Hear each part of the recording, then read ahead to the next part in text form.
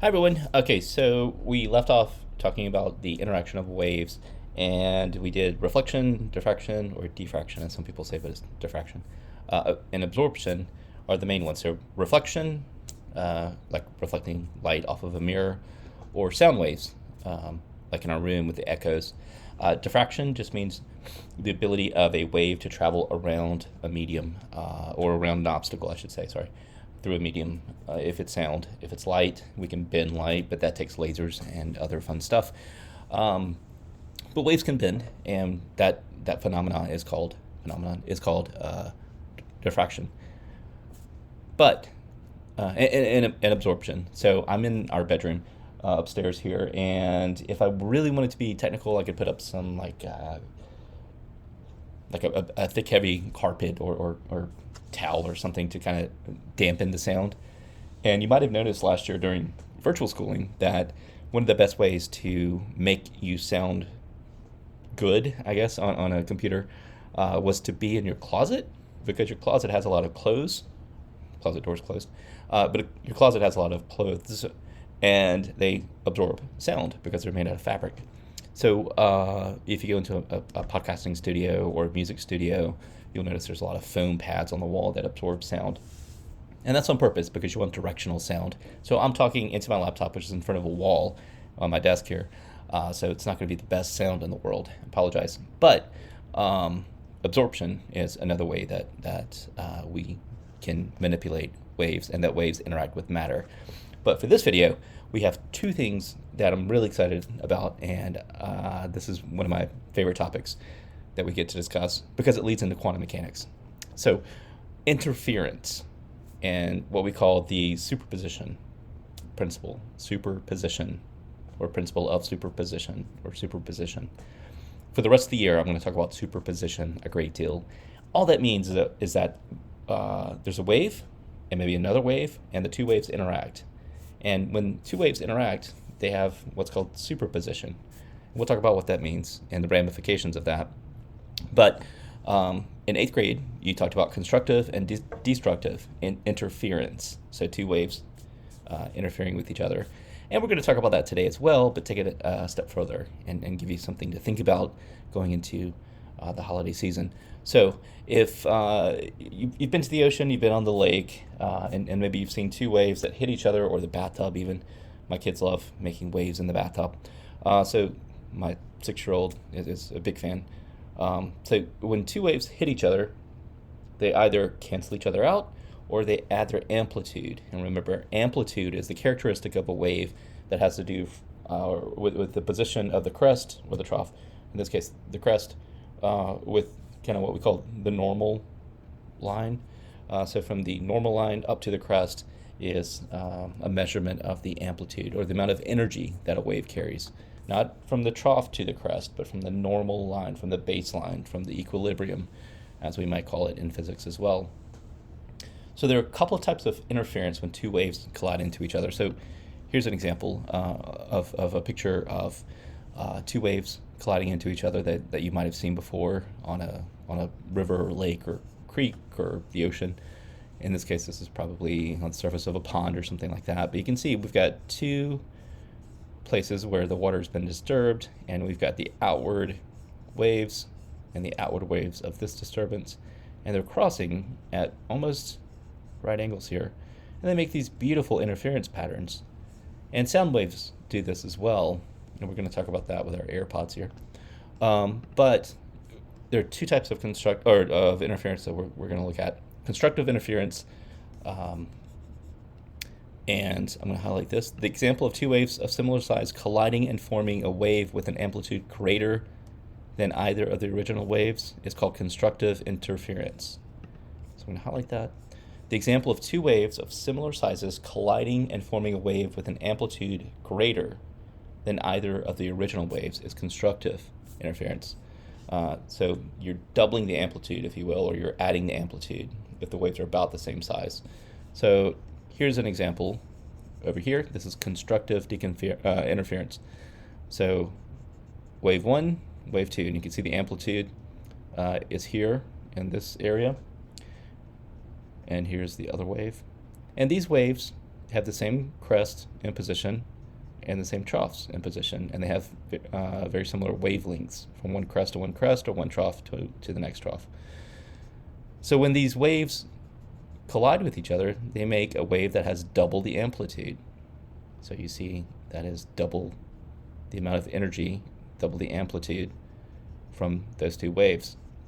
Now, as you might imagine, there is another type of interference that we're going to look at here that is not constructive, but it's destructive interference. So just like you might have friends that are constructive and positive and help you build on yourself, and you help them build on themselves and become more confident and better people, there are also destructive people in your life or destructive forces in your life that might try to drag you down or might try to dampen your amplitude, if you will. So you can think about the situations that you've been in as a young person where you've been in a destructive situation, and that might be a good metaphor for what destructive interference is, where you're sort of dampening the spirit, dampening the energy, dampening the amplitude of your wave.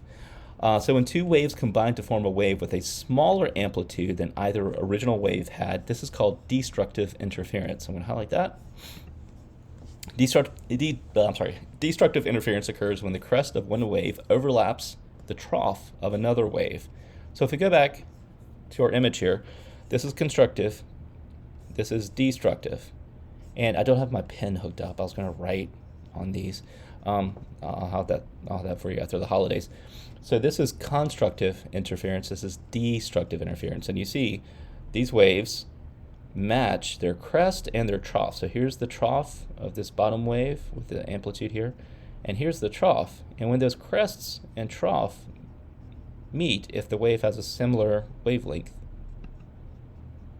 then the net result is the canceling out of the wave. So it's kind of interesting. If we look at this illustration here, we've got our red wave that's going up and down here.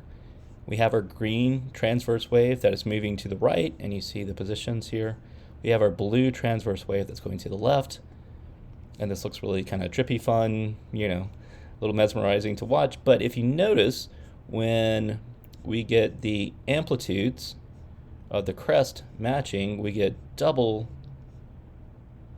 the amplitude. So this is an example of a constructive wave. So this red is the joined waveform that would result from this green and this blue wave interacting, if that makes sense. I think it's kind of a cool illustration. So what we also have to think about when we think about waves colliding and having either destructive or constructive interference is this next term from our textbook called standing waves. We're going to make some of these in class, but a standing wave is a wave that appears to stand in one place, which is kind of a terrible definition, isn't it? So I'm going to put that in pink.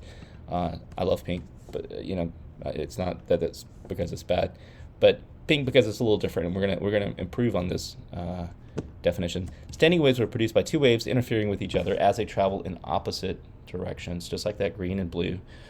But the cool thing about standing waves is that you have two colliding waves that produce points with no amplitude called nodes. So I think we have an example. No, I didn't get our node example. We're going to do these in class, but all that to say, if you're looking at your textbook, don't worry about this point, because we're going to do a little demonstration that talks about standing waves. Okay, here's a good thing. So here's our node. If you've ever done something like jump rope, where you have maybe a rope tied to a doorknob, and you sort of move the rope or the rubber band up and down, you might see, even though you're creating a wave, it looks like there are points called nodes that are standing still. And that's what a standing wave is. And there are many, many ways to do expressions of standing waves. We don't use them all the time in physics. It's not that big of a part of physics, but it's good to know. And they're fun to observe because it kind of looks like a little mind trick, a Jedi mind trick. So standing waves, we're going to come back to that from our textbook. And our last bit here has to do with resonance. We're going to talk about this in class as well. Resonance is an increase in the amplitude of the vibration that occurs when external vibrations match an object's natural frequency. It's a good definition, but it's a little wordy, right? So basically, resonance affects everything from people playing guitar to people building bridges. So we built our bridges, and we're going to finish up with one quick thing that's going to go back to resonance based on how your bridge performed. So we're not done with your bridges yet. The spirit of your bridges live on in physics class. So we're going to talk about how resonance affects bridges, but basically there are some bridges historically that didn't make it because they got the resonance wrong. And the amplitude of the vibration that occurs when cars or wind affects the bridge match the natural frequency of the bridge's materials, and the bridge collapsed. Very famous episodes, especially here in the United States. We built a number of bridges that we matched the natural resonance of the bridge with the frequency of the traveling wind and that kind of thing. So we're going to look at those in class as well. The big thing for this video is constructive and destructive interference with our wave pattern here. And in closing, the neat thing that I really like about this, and you saw that rotation, and this is called translation, when you move something across a medium, that gives us the idea of rolling. Okay, so if you notice, we've got this thing that's rotating, right? Plus the translation of the substance or the object here gives us a combined vector of rolling. So again, we've got rotation of a wheel and an axle, plus the translation, meaning that it's moving through space and time, gives us this concept of rolling. So when we talk about vector movement, this is kind of one of the things we want you to think about. When something moves, and this is kind of hard to picture because we don't do this in normal everyday life, and waves behave this way, that's why we're talking about this, you get the rotation effect and the translation effect. And that's kind of what the superposition idea is. Two waves interacting at the same time, causing another situation. So if it's constructive, you get double the amplitude. If it's destructive, you get a zeroed out amplitude, as we have here. So you have two factors. In this case, constructive, two crest, double the amplitude, or destructive when the amplitudes are canceled out effectively. Now, we're going to talk about this as well, but this is called in phase. So constructive interference is called is when two waves are what we call in phase, P-H-A-S-E, phase. Whereas destructive interference, when a crest matches a trough, so the crest of this bottom wave matches the trough of this top wave, that cancels out, they are out of phase. So if you're a fan of Star Trek like I am, you might have noticed sometimes they'll talk about phasing in and out, or actually have phasers, and you can evaporate somebody very quickly using a phaser, not set to stun, but set to kill. The person just kind of goes, wah, and they phase out of existence. That's what that's about. Also, it works for your AirPods as well with sound energy. So when you have AirPods or earbuds that are noise canceling, maybe you have the big Bose headphones or what's Beats. You might have a big pair of Beats headphones or AirPods, and they have noise canceling technology. So AirPods Pro and the new version 3 of AirPods have this setting that you can turn on where they will cancel out noise basically, but you can still kind of hear what's around you. All that's doing is this stuff. It's using constructive and destructive interference, in this case, destructive interference. And they're running very, very, very complicated algorithms to pick up the sound that you want to hear, in this case, the sound coming out of the AirPods, and canceling out, using very sophisticated algorithms, the sound of, like, people on the sidewalk. Or when I mow the grass and I use my AirPods, it cancels out a lot of the sound of the lawnmower, which is really kind of fun because it's sort of a weird effect.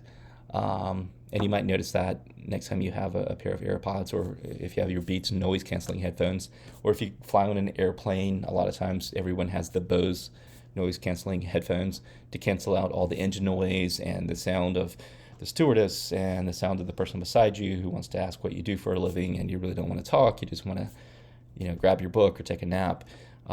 That type of stuff. Noise canceling headphones use this principle for destructive interference, and that's the science behind them. It's really cool. So I said this has to do with quantum mechanics. I'm just going to end here. Light is both a wave and a particle. We're going to talk about this when we get to electromagnetism around the holiday time. And I'm just going to finish here with this one quick little video, element, which I think is really kind of a nice demonstration. So a wave is sent through two slits, and it has interference. And you see these waves start colliding, and they form what looks like particles on the back. And this is one of the ways, because of the superposition principle, this is one of the ways that we really started figuring out quantum mechanics, which is the most provable and tested hypothesis in the history of humanity, believe it or not. And Einstein, Bohr, some amazing scientists that we're going to discuss, helped us realize that quantum mechanics really is the fundamental understanding of nature as it exists, and that there's this thing called a wave function, which I keep talking about, that we express as psi, and we are expressions of that wave function. So this light that I'm looking at, that you're seeing, this light that you're seeing in your computer screen, is traveling as both a wave and a particle, and it adheres, this light, to all the properties we've been talking about, and especially constructive and destructive interference. And it's not just sound, it's not just light, it's protons, neutrons, and electrons that are also impacted by this. So we're going to get into the quantum world in the spring, and I'm super excited about that because that's my bread and butter. But this is the beginning of that. So I hope this helps. Constructive interference, you have a greater amplitude. Destructive interference, basically the waves are canceling each other out, and we'll pick up from there in class, and I'll see you then.